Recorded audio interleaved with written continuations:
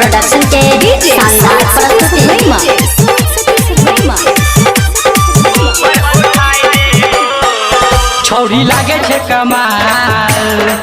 छी टपटे नमाल करबो बारूद के फायर ये सटेज पर बाजार नीचे गमछा बिछाई देबो करबो बारूद के फायर ये सटेज पर बाजार नीचे गमछा बिछाई देबो बारबो ढोरे पल्ले जरा लाइट लहंगा ऊपर उठाई देबो बारबो ढोरे पल्ले जरा लाइट लहंगा ऊपर उठाई देबो लहंगा ऊपर उठाई देबो। Presented by SR Music Production।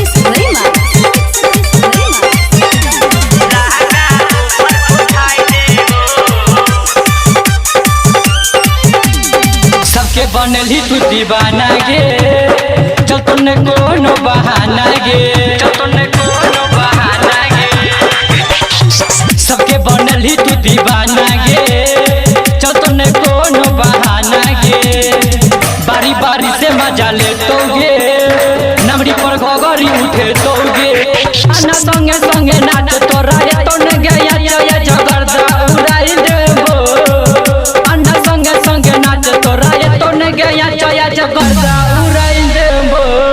बारबो ढोरे पल्ले जरा लाइट लहंगा ऊपर उठाई देबो बारबो ढोरे पल्ले जरा लाइट लहंगा ऊपर उठाई देबो लहंगा ऊपर उठाई देबो। DJ Sumit Satish Raymond।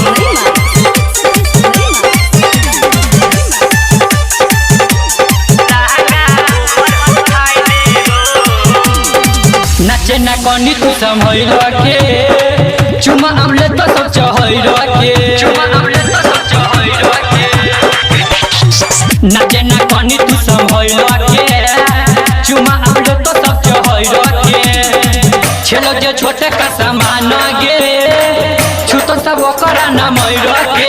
हम छियो मजबूर मजा लेबोगे जरूर हम तो छियो मजबूर मजा लेबोगे जरूर तोरा सुनील बिपिन के संग भेजाया देबो